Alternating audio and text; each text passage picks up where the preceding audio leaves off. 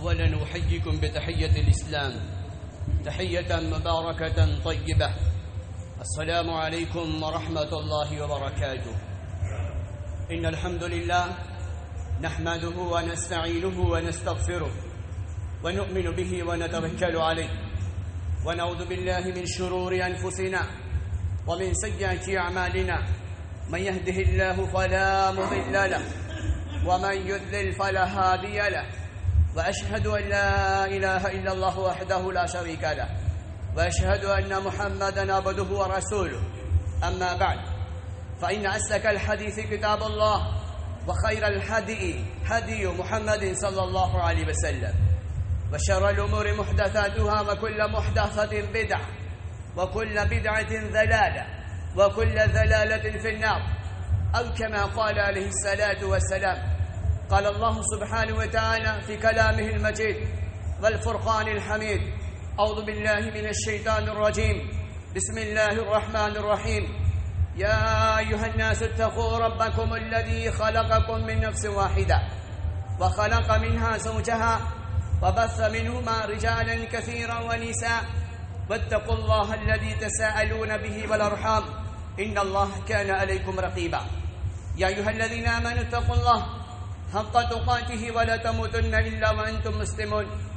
يصلح لكم أعمالكم ويغفر لكم ذنوبكم ومن يطع الله ورسوله فقد فاز فوزا عظيما.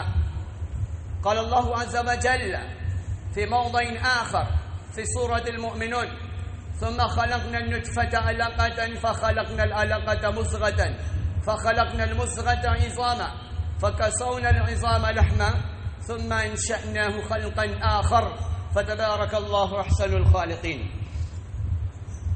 معزز سامعین کرام، حاضرین جمعہ، نوجوانان اسلام، دینی بھائیوں، بزرگوں، عزیز بچوں و عفیفہ خواتین اسلام، ہر قسم کی تعریف و توصیف، حمد و ثنا، کبریائی و برتری اللہ سبحانہ و تعالیٰ کی ذات کے لیے مختص ہے، جو اس کائنات کا ذرے ذرے کا خالق ہے.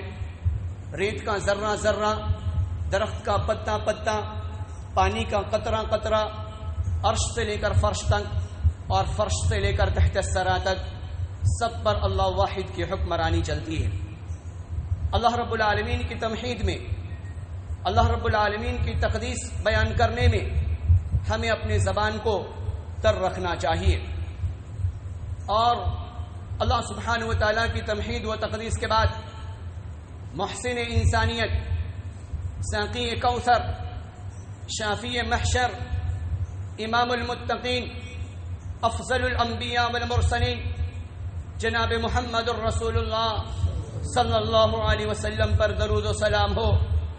سابقہ تمام کے تمام انبیاء پر درود و سلام ہو. اللہم صلی علی محمد وعلی آل محمد. سامعین و حاضرین، آج کے خطبے کا عنوان ہے قرآن اینڈ ماڈرن سائنس.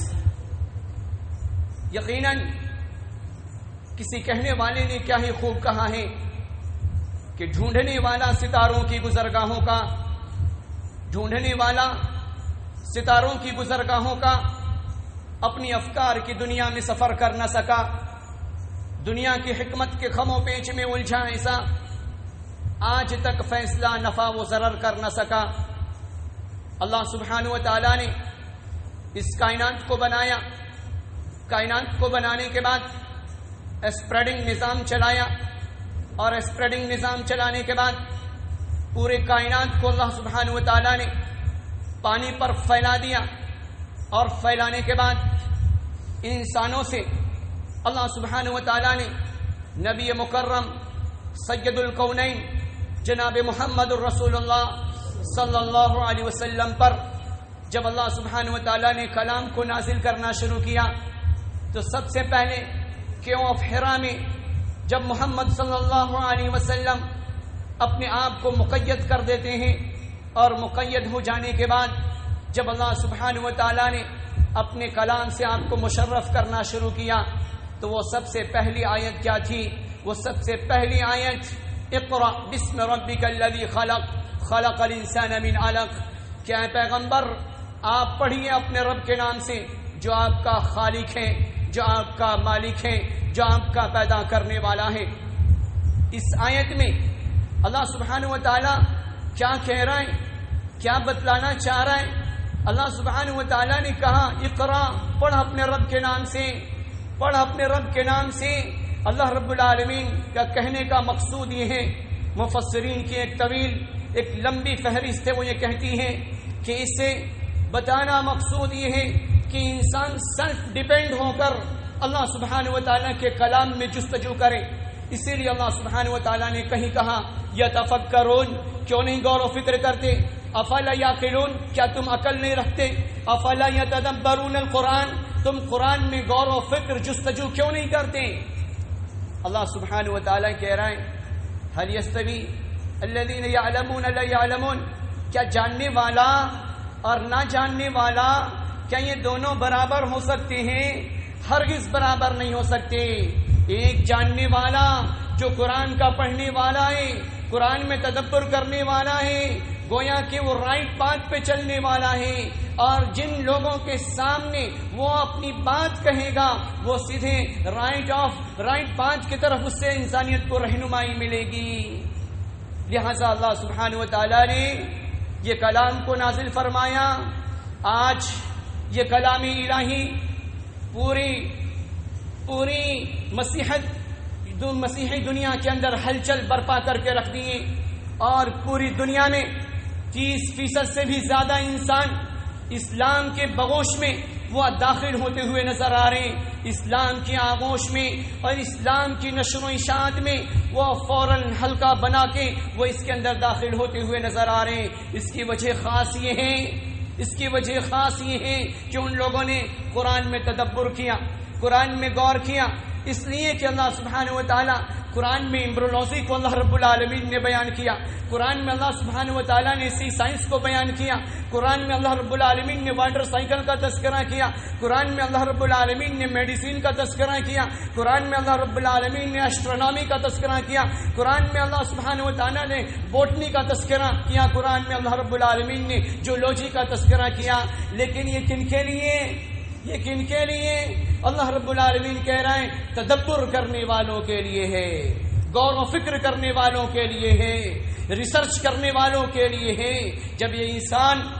جب یہ مومنین کی جماعت اللہ کے کلام پر ریسرچ کیا کرتی تھی تو دنیا نتمستک ہو کر ہمارے قدموں کو بوسہ دیا کرتی تھی، لیکن جیسے ہم نے قرآن کو تاکوں میں سجانے کی کتاب سمجھ رکھا، جھاڑ پھونک کی کتاب ہم نے سمجھ رکھا، مردوں کو بخشوانے کی کتاب ہم نے سمجھ رکھا، اس وقت سے یہ قوم، یہ سماج، یہ ملت ہر جگہ ہر چہار جانب ذلیل و خوار اور رسوائی اور پسماندگی کا شکار ہوتی ہوئی نظر آ رہی ہے۔ کیا ہم نے اسپین کے ان واقعات کو نہیں پڑھا جو کتابوں میں آج بھی محفوظ ہیں؟ کیا رشا کے ہم نے عروج و زوال کو ہم نے نہیں پڑھا، اور ہم نے نہیں دیکھا کہ کیسے وہ سماج کیسے عروج کو پہنچنے والے تھے؟ وہ کیوں پہنچنے والے تھے؟ کیونکہ ان لوگوں نے قرآن میں تدبر کیا، قرآن میں ریسرچ کیا۔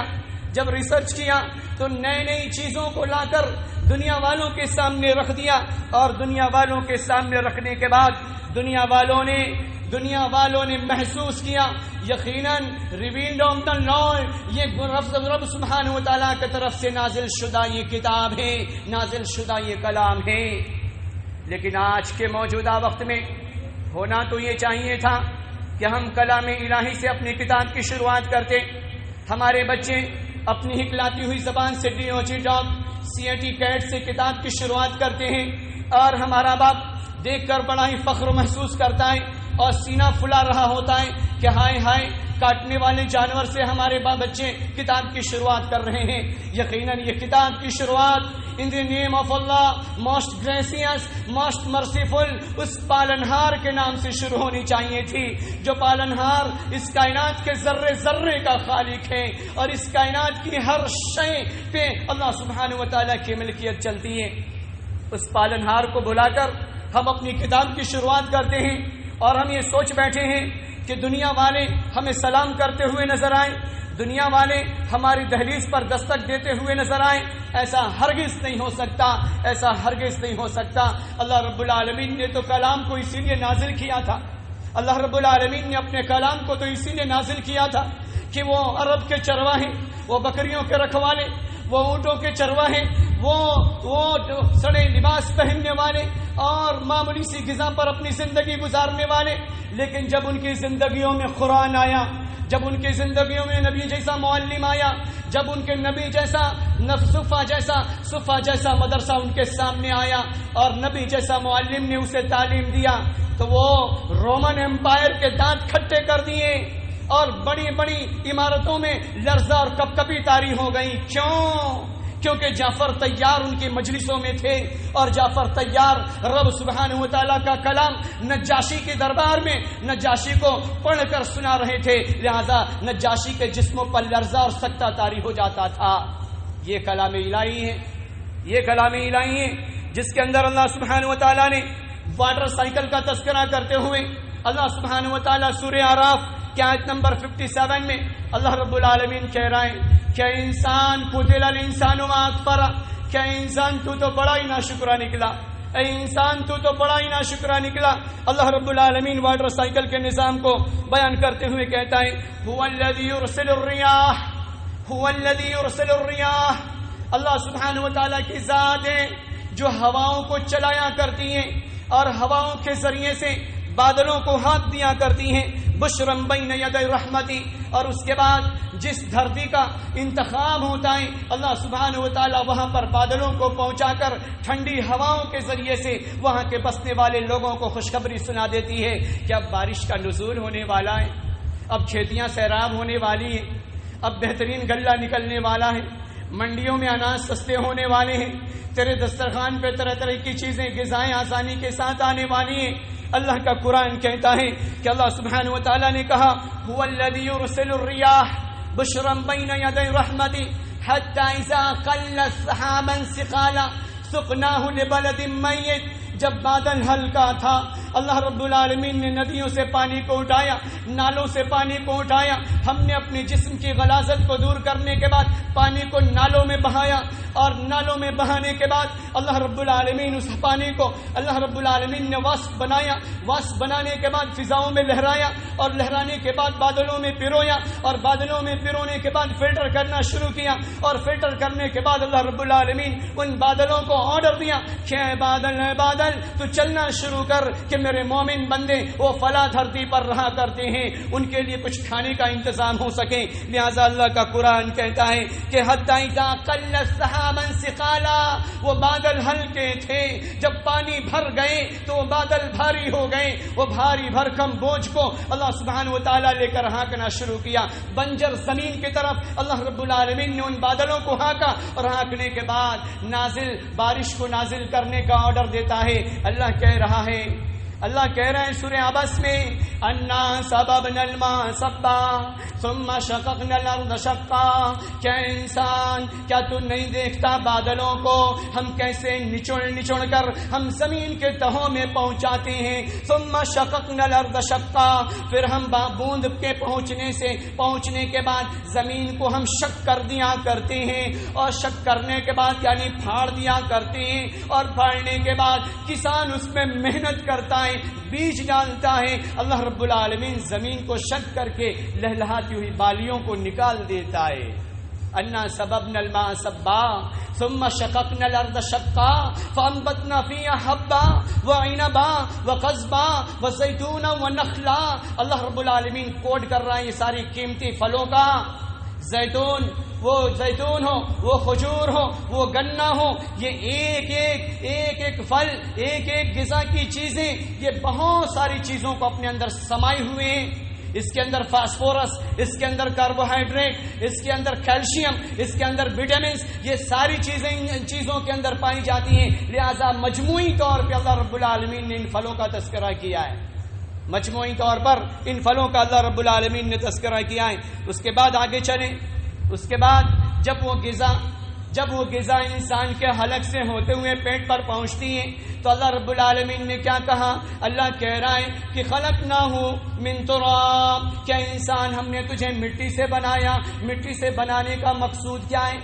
مٹی سے بنانے کا مقصود یہ ہے کہ غذا جو ہماری باپ کی غذا بنی، جو چیزیں، جو وہ مادہ منویہ ہمارے مادر رحم میں، ماں کے رحم میں پہنچا، وہ چیزیں کہاں سے اتپن ہوئی تھی؟ وہ چیزیں انسان نے کہاں سے کھایا تھا؟ وہ زمین سے وہ چیزیں نکلی تھی۔ لہذا اللہ کا قرآن کہتا ہے کہ ہم نے انسان کو مٹی سے بنایا، کیونکہ مٹی سے وہ نظام چلا، چلنے کے بعد اللہ رب العالمین نے فلٹر کیا، فلٹر کرنے کے بعد اللہ رب العالمین نے پیشاب کی نلی کو بند کیا، اللہ رب العالمین نے منی کے نلی کو اللہ رب العالمین نے جاری کیا۔ بیک وقت دو نلیاں ایک ساتھ بہ رہی ہیں۔ اللہ رب العالمین کا قرآن کہتا ہے اللہ نے ایک نلی کو بند کیا، دوسرے نلی کو جاری کیا، اور جاری کرنے کے بعد اللہ رب العالمین نے ہماری اس گوشت پوشت والے جسم کو مادر رحم میں پروان چڑھنے کا نظام چلایا، مادر رحم میں پروان چڑھنے کا نظام چلایا۔ اللہ کا قرآن کہتا ہے، سورہ حج ہم پڑھتے چلے جائیں، آیت نمبر ہم 5 پڑھیں۔ اللہ رب العالمین ایمبرولوجی کے سسٹم کو بیان کر رہا ہے کہ ایمبرولوجی ہے کیا؟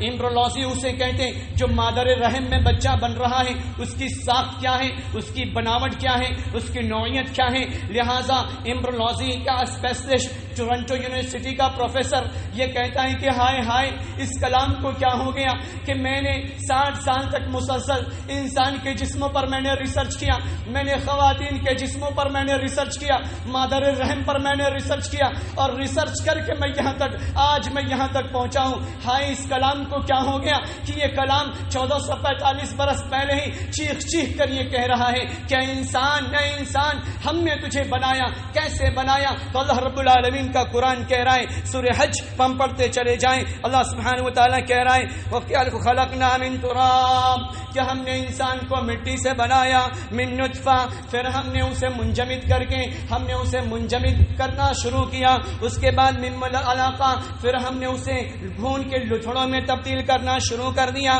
ثم من مضغہ، پھر ہم نے گوشت کا ٹکڑا بنا دیا، پھر اللہ کہہ رہا ہے وَنُقِرُّ فِي الْأَرْحَامِ، ہم نے مادر رحم میں پروڈکشن والی جگہ پر ہم نے محفوظ کر دیا، ماں کے رحم میں اللہ سبحانہ و تعالیٰ نے یہ بیک بون سے اللہ رب العالمین ہمارے اس گوشت پوشت والے جسم کو رحم کے اندر اللہ رب العالمین اسٹور کر دیتا ہے، وَنُقِرُّ فِي الْأَرْحَامِ، پروڈکشن والی جگہ، تاکہ ہمارا یہ گوشت پوشت والا جسم آسانی سے پل سکے، آسانی سے بڑھ سکے، اور بڑھنے کے بعد آسانی سے باہر آ سکے، اور باہر آنے کے بعد جب ہماری زبان کھلے تو رب کی تعریفیں مجھے زبان بیان کریں، جب ہماری آنکھ کھلے تو رب کی خلقت کو یہ دیکھے، جب ہماری کان کے پردے کھلے تو ایسے وقت میں رب کی کبریائی کے بول، مسجد سے مؤذن کی ندا ہمارے کان سے ٹکرائیں۔ لہٰذا اللہ سبحانہ و تعالی محافظت والی جگہ پر ہماری اس گوشت پوشت والے جسم کو اللہ سبحانہ و تعالی نے محفوظ رکھا، اور محفوظ رکھنے کے بعد اللہ کہہ رہا ہے ما نشاء، ہم نے جیسا چاہا ویسا بنایا، ہم نے جیسا چاہا ویسا ہم نے بنایا۔ اگر یقین جانیں یہ ناک آنکھ کی جگہ پر آ جائے، آنکھ اگر ہمارے پیشانی پر آ جائے تو ہمارے اپنے دیکھ کر ڈرنے لگیں، ہمارے اپنے دیکھ کر ڈرنے لگیں۔ اللہ رب العالمین کہہ رہے ہیں کہ ما نشاء الی اجل مسمی، کہ ہم نے ایک مدت تک بنائے رکھا، اور ہم نے پروڈکشن والی جگہ پر ہم نے تجھے محفوظ رکھا، ثم نخرجکم طفلا، پھر ہم نے تمہیں بچہ بنا کر باہر نکالا۔ طفل عربک میں بولتے بچے کو، اللہ رب العالمین کہہ رہا ہے کہ ہم نے طفل بنا کر، ہم نے بچہ بنا کر ہم نے تمہیں باہر نکالا، اور اس کے بعد اللہ کہہ رہا ہے ثم لتبلغوا اشدکم، پھر ہم تمہیں جوان کر دیا کرتے ہیں، غور تو کریں، جب یہ 3.5 کلو کا جسم ہمارا ماں کے رحم میں بن جایا کرتا ہے، جب بن جایا کرتا ہے نکلنا مشکل ہوا کرتا ہے، تو اللہ رب العالمین نکلنے کا بھی آسان طریقہ اللہ رب العالمین ہموار کر دیتا ہے۔ اللہ رب العالمین ہماری اس گوشت پوشت والے جسم کو نکلنے کے لیے ماں کے اس مقام سے، جس مقام سے ہمارا یہ جسم نکلنا مقصود ہوتا ہے، اللہ رب العالمین نفاس کے خون کو چلانا شروع کر دیا کرتا، وہ چکنا مادہ پہلے نکلنا شروع ہو جایا کرتا، تاکہ یہ بچہ آسانی سے نکل جائے، جس کا نقشہ قرآن کھینچا ہے، اور قرآن کہتا ہے ثم السبیل یسر، ثم السبیل یسرا، کیا انسان جب تیرے نکلنے کی باری آئی تو ہم نے اس راستے کو آسان کر دیا تاکہ تیرے جسم آسانی سے نکل آئے۔ آج میڈیکل سائنس کی دنیا میں جب امبرولوجی پڑھایا جاتا تو امبرولوجی کے اندر یہ ساری آیتیں میں نے خود دیکھا ہے، بی یو ایم ایس کے سلیبس کے اندر بھی یہ چیزیں داخل ہیں، اور یہ آیتیں کوڈ کی گئی ہیں جس کو اللہ سبحانہ و تعالیٰ کا قرآن منکشف کرتا ہے اور کھول کھول کر بیان کرتا ہے۔ آگے چلے، اللہ رب العالمین آگے کہہ رہا ہے الم نجعل لہ عینین، کیا انسان تیری کوئی حیثیت نہ تھی؟ تیرے جسم میں ہر چیز مقصود کے تحت بن گئی تھی لیکن وہ چیزیں عیاں نہ ہو سکی تھی۔ اس کے بعد اللہ رب العالمین کہہ رہے ہیں الم نجعل لہ عینین، ہم نے تیرے دو آنکھ بنا دیے، ولسان، ہم نے تیرے زبان بنا دیے، وشفتین، ہم نے تیرے ہونٹ بنا دیے۔ اللہ کے خلقت کے اس نظام پر ہم غور کریں، تدبر کریں، اللہ رب العالمین نے کیا ہی انسان کو بنایا۔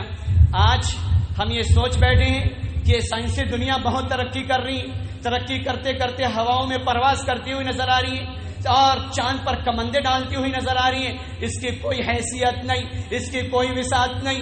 میرے رب کے کلام پر، میرے رب کے کلام میں اللہ سبحانہ و تعالیٰ نے پاسٹ کو بھی بیان کر دیا، فیوچر کو بھی بیان کر دیا اور پریزنٹ ٹائم کو بھی قرآن بیان کرتا ہے۔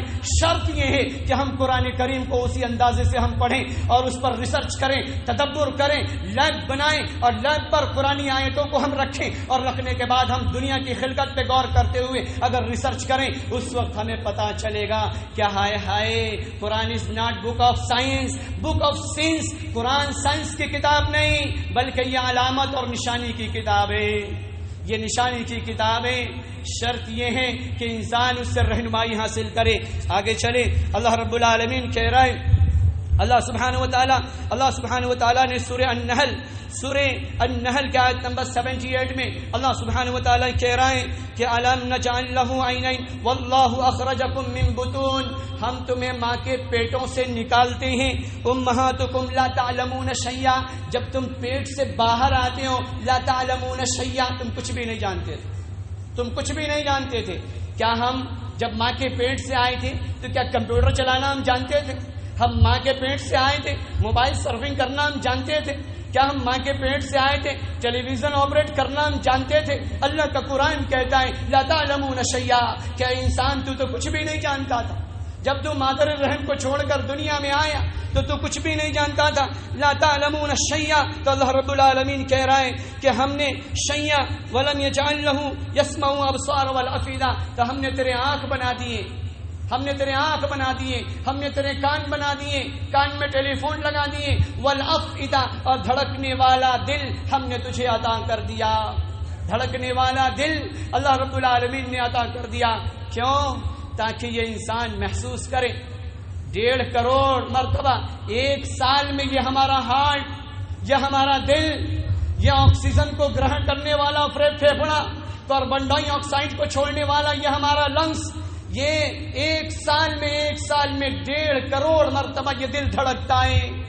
لاؤ کوئی ایسی مشینری جس کے اندر بغیر خرچے کے وہ دھڑک رہا ہو، بغیر خرچے کا وہ چل رہا ہو، بغیر خرچے کا وہ کام کر رہا ہو۔ رب سبحانہ و تعالیٰ نے جب سے ہمارے گوشت پوشت والے جسم کو اس دنیا میں بھیجا ہے اس وقت سے ہمارا دل دھڑکا رہا ہے، اس وقت سے اللہ رب العالمین غذائیں کھلا رہا ہے، اس وقت سے اللہ رب العالمین پانی کو فلٹر کر کے پیشاب کی نلی سے نکال رہا ہے، اس وقت سے اللہ رب العالمین ہمارے مغز میں باریک باریک رگوں کو لپیٹ رہا ہے۔ آج نیورو سرجن حیران و پریشان ہے، رب نے کیا ہی اسکیل کے اندر باریک باریک رگوں کو لپیٹ دیا، وہ حیران و پریشان ہے، بال سے بھی زیادہ باریک۔ اگر 60 کلومیٹر کی ڈسٹینس کو طے کیا جائے اور اگر ہماری گدی کے رگوں کو لیا جائے اور لے کر ہم 60 کلو کی مسافت کو ہم طے کر کے پھر واپس آئیں، احاطہ نہیں کر سکتے۔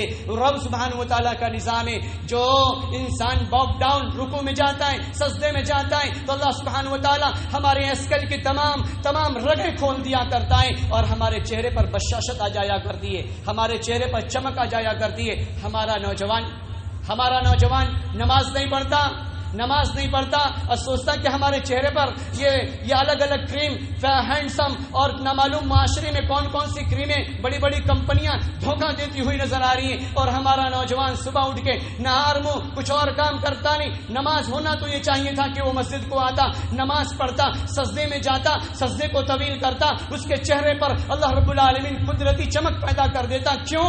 کیونکہ بلڈ بہت تیزی کے ساتھ سرکولیٹ ہونا شروع ہو جایا کرتا انسان کے اوپری حصے میں، اور تمام رگیں جب کھل جایا کرتی چہرے پر چمک پیدا ہو جایا کرتی. وہ فیئر اینڈ لولی سے ہمیں حاصل نہیں ہو سکتا، وہ ہمیں کسی دوسرے کریم سے حاصل نہیں ہو سکتا.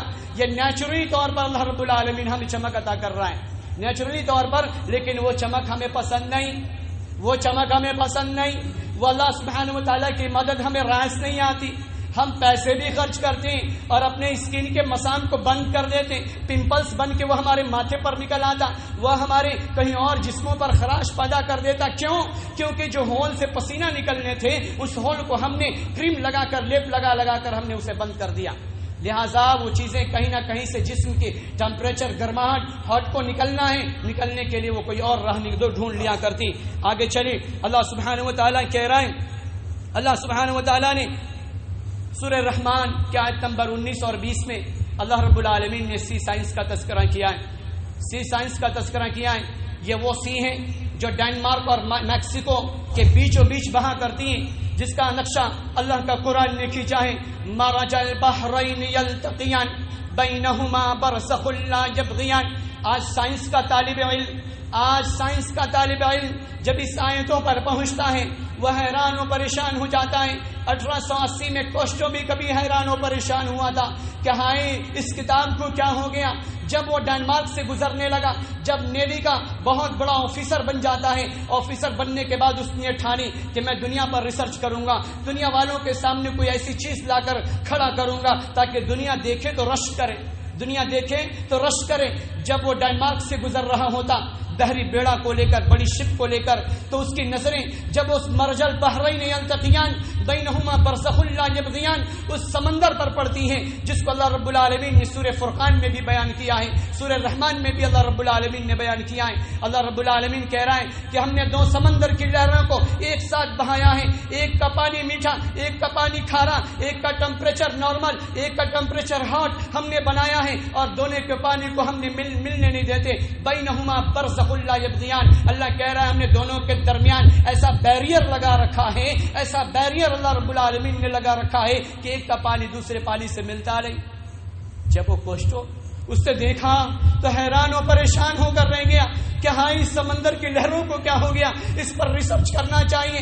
تو وہ ریسرچ کرنے کے لیے کیمرہ لے کر جب اس سمندر کی لہروں میں گوتا لگاتا ہے، اور گوتا لگانے کے بعد سمندر کے اندرون حصے میں پہنچتا ہے، کیمرے سے وہ فوراً US کے تمام ٹی وی چینلز پر ٹیلی کاسٹ ہوتا ہے. اور اس سمندر میں اس نے یہ ثابت کیا ہے اور اس نے یہ کہا ہے کہ ہائے یہ رب کا نظام ہے، یہ لارڈ کا نظام ہے، یہ گاڈ کا نظام ہے، یہ ایشور کا نظام ہے، یہ اس پالنہار کا نظام ہے. یہ کوئی اسی انسان کے مرضی کے مطابق یہ سمندر کی لہریں نہیں چل رہی.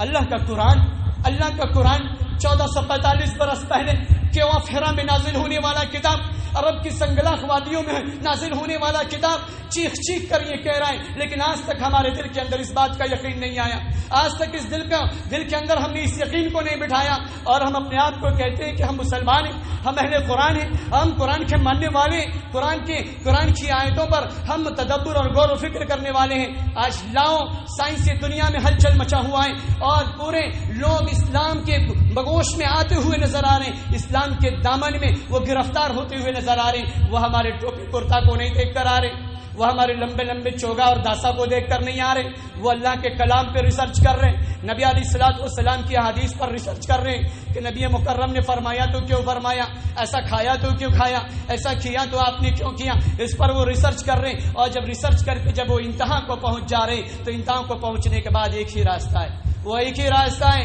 وہ راستہ محمد رسول اللہ صلی اللہ علیہ وسلم پر نازل شدہ شریعت کا ہے، جو شریعت کو لے کر نبی مکرم آئے تھے، اور وہ فوراً اسلام کے دامن میں وہ آتے ہوئے نظر آ رہے ہیں.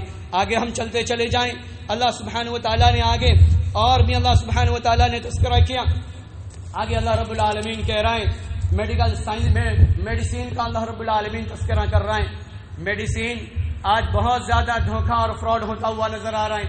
بہت سارے لوگ دواؤں کے نام پہ ایسے بھوس وغیرہ بیچ دیا کرتے اور ہم کھا لیا کرتے, اور اس میں یہ انگلش دواؤں کو پیس کر ملا دیا کرتے. ہم سمجھتے کہ یہ حکیم ہے, ہم سمجھتے کہ یہ بڑا ماننے بڑا متقی پرہیزگار ہے. نہیں, وہ اپنے عمل سے دھوکہ دے رہا ہے. اسی لیے نبی مکرم نے کہا اگر جس کے پاس اچھا تجربہ نہ ہو ایسے حکیم کے پاس نہ جایا کرو. ایسا مولوی جو کسی ڈگری شدہ کسی بڑے جامعات کا فارغ نہ ہو اس سے کچھ مسئلہ طلب نہ کرو. اسی لیے نیم حکیم خطرے جان اور نیم ملا خطرے ایمان یقیناً نبی مکرم کا فرمان ہے. بیہقی کی روایت ہے اور مسند احمد کے اندر بھی روایت موجود ہے. تو لہذا ہم جانکار کے پاس فسالوا اہل الذکر, اللہ رب العالمین نے کہا اس سے سوال کرو جو ہے قرآن کا جانکار ہو, جو حدیث کا جانکار ہو, جس کے دل کے اندر خوف و خشیت تقوی و للہیت ہو. ایسے منچنوں سے ہرگز ہم مسائل دریافت نہ کریں. جو حقوق کو پامال کرتا ہو, نماز کی پابندی نہ کرتا ہو, ماں باپ کا پاس و لحاظ نہ رکھتا ہو, ایسے منچلوں سے دور رہنے کی ضرورت ہے. آگے چلیں, اللہ رب العالمین جو میڈیسین کا تذکرہ کر رہا ہے سورہ النحل آیت نمبر 66 میں اللہ سبحانہ و تعالیٰ کہہ رہا ہے وَإِنَّ لَكُمْ فِي الْأَنْعَامِ لَعِبْرَةً وَإِنَّ لَكُمْ فِي الْأَنْعَامِ لَعِبْرَةً, کہ لوگوں ہم نے چوپایوں میں تمہارے لیے عبرت رکھا ہے. نسقیکم مما فی بطون, جو تم پیتے ہو ہم اس کے پیٹ سے نکالتے ہیں. من بین فرث و دم لبن, ہم خود گوبر اور خون کے بیچ بیچ سے ہم نکالتے ہیں. اللہ رب العالمین گوبر اور خون کے بیچ سے کیا نکالتا ہے؟ اللہ رب العالمین نے بھینس کے تھنوں میں اللہ رب العالمین نے دودھ کو پرویا, اور دودھ کو پرونے کے بعد اللہ رب العالمین نے گوبر کو آرڈر دیا اے گوبر ملنا نہیں, اے خون رنگ بدلنا نہیں. میرے مومن بندے, اس کائنات میں بسنے والے انسان, انسانیت کی ہمدردی رکھنے والے یہ پیئیں گے اور ان کا یہ گوشت پوشت والا جسم پروان چڑھے گا تو وہ مجھے یاد کرنے والے ہو جائیں گے. لہذا رب کا قرآن کہہ رہا ہے سورہ نحل کی آیت نمبر 66 میں اللہ سبحانہ و تعالیٰ کہہ رہا ہے من بین فرث اللبن دبل اللبن سائغا للشاربین, خون اور گوبر کے بیچ سے اللہ رب العالمین دودھ کے قطرات کو نازل کرتا ہے سائغا للشاربین, پینے والے کے لیے مزیدار, پینے والے کے لیے ذائقے دار, پینے والے کے لیے قوت افزا. یقیناً یہ شے ہے, لیکن آج ہمارا نوجوان 60 روپے لیٹر دودھ پینا پسند نہیں کرتا. 1200 روپے لیٹر مارکیٹ میں کنگ فشر موجود ہے. وہ ہمارا نوجوان خوشی کے موقع سے دھڑلنے سے پی رہا ہوتا ہے اور یہ کہتا ہے کہ یہ غم کو دور کرنے والی چیز ہے. امام کائنات سید المرسلین کو جب معراج پر اللہ رب العالمین نے بلایا اور بلانے کے بعد جب آپ کی مہمان نوازی کی گئی اس وقت آپ کے سامنے دودھ پیش کیا گیا. جبریل نے کہا کہ یا نبی علیہ السلام, آپ نے دودھ کو منتخب فرمایا کہ گویا کہ آپ نے امت کے لیے رحمت کو چھوڑ دیا, آپ نے انسانیت کے لیے رہنمائی کے راستے کو ہموار کر دیا. وہ چیزیں ہمیں پینا پسند نہیں آتا. پیپسی کولا, الگ الگ رنگوں میں کولا پینا ہمیں پسند آتا ہے جو مارکیٹ میں 60-70 روپے لیٹر ہے, جو پانی ہماری ملک سے ڈرل کر کے ہماری پانی کو نکال کر ہمیں ہی پلا کر اپنی قیمتی سرمایہ کو لے کر ہمارے قیمتی پیسے کو لے کر آج انسانیت کا جنازہ نکالتے ہوئے نظر آ رہے ہیں. فلسطین کے دھرتی پر ہم دھڑلے سے اسے پی رہے, اور اللہ رب العالمین جو بہترین تحفہ ہمیں عطا کیا ہے دودھ کی شکل میں, بہترین میڈیسین, کہ جب انسان دودھ پیتا ہے اس کے دانت مضبوط ہو جایا کرتے, ہڈیاں مضبوط ہو جایا کرتی.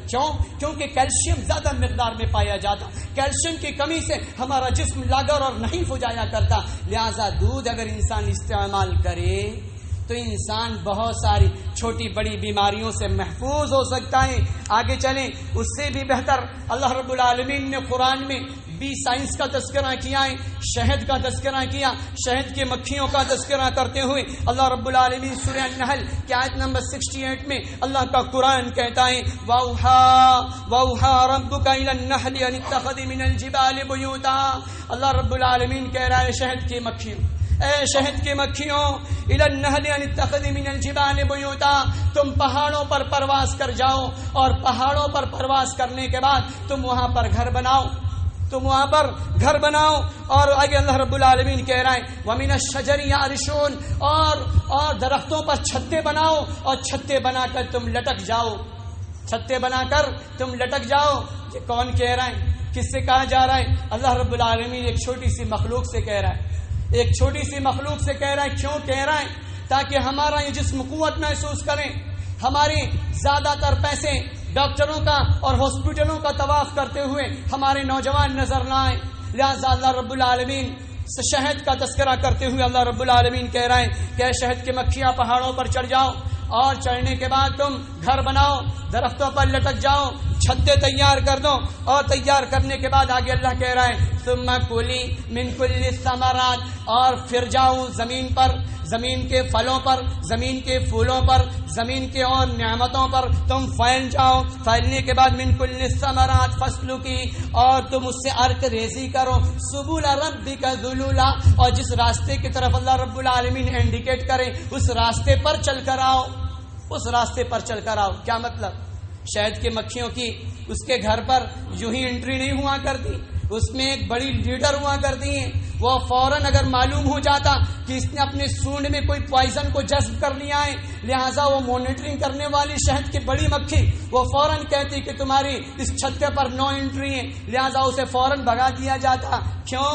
تاکہ وہ شہد پوائزنیبل نہ ہو جائے, تاکہ وہ شہد کے اندر زہر نہ پھیل جائے اور انسان کھائے اور جسم کو قوت پہنچانے کے لیے اور وہ مرض کے اندر مبتلا ہو جائے. رب کا نظام دیکھیں. اللہ سبحانہ و تعالیٰ کہہ رہا ہے فی من بطونها شراب مختلف الوان, اور وہ شہد کی مکھیاں الگ الگ درختوں سے الگ الگ پھولوں سے ارک نکال کر جب وہ اپنے چھتوں پر آتی ہیں اور الگ الگ رنگت کے وہ شہد ٹپکاتی ہیں, تو اللہ رب العالمین کہہ رہا فی شفاء للناس, فی شفاء للناس, لوگوں کے لیے اس کے اندر شفا ہے, لوگوں کے لیے صحت یابی کا راز اس کے اندر چھپا ہے. اللہ رب العالمین گویا کہ اللہ سبحانہ و تعالیٰ ان دواؤں کے ذریعے سے, ان نعمتوں کے ذریعے سے اللہ رب العالمین ہمیں قوت پہنچانا چاہتا ہے. اللہ رب العالمین چھوٹی بڑی بیماریوں سے ہمیں محفوظ رکھنا چاہتا ہے. اور ایجپٹ کے پیرامڈ کے اندر ایک پاٹ پایا گیا, اس پاٹ کے اندر شہد پایا گیا, اور اس ریسرچروں نے ثابت کیا کہ تقریباً 4,500 سال پہلے کا یہ شہد ہے, جس کے رنگ میں, جس کے بو میں, جس کے ذائقے میں ذرہ برابر تبدیلی نہیں آئی. یہ کون کر رہا ہے اور یہ ریسرچ کون کر رہا ہے؟ اور یہ ریسرچ وہی کر رہے ہیں جو من کے کالے تن کے گورے, اور وہ ریسرچ کر کے انسانیت کو نئی نئی چیزیں عطا کر رہے ہیں, اور ہم مسجد میں بیٹھ کر ان کے لیے بد دعا کے کلمات ادا کر رہے ہیں. اب اندازہ لگائیں ایئر کنڈیشننگ کا بنانے والا کون, موبائل کا بنانے والا کون, یہ فین کا ایجاد کرنے والا کون؟ یہ سارے وہی لوگ ایجاد کرنے والے ہیں, اور اس سے ہم فائدہ اٹھا رہے ہیں, اور فائدہ اٹھانے کے بعد ہم اسی کو سراپنے میں لگے ہوئے ہیں. تو یہ دعا, یہ بد دعا کے کلمات قابل قبول نہیں. اگر ایسے بد دعا کے کلمات اللہ رب العالمین قبول کرنے لگتا تو ہر علاقوں سے جنازے کی لائن لگ جاتی اور صرف جنازے ہی جنازے نکلا کرتے. لہذا رب سبحانہ و تعالیٰ کو معلوم ہے کہ کون بندہ کون سے دنیا میں کون سے عمل کو انجام دیتا ہے. آگے بہت ساری سائنٹیفک چیزوں کا تذکرہ اللہ رب العالمین نے قرآن میں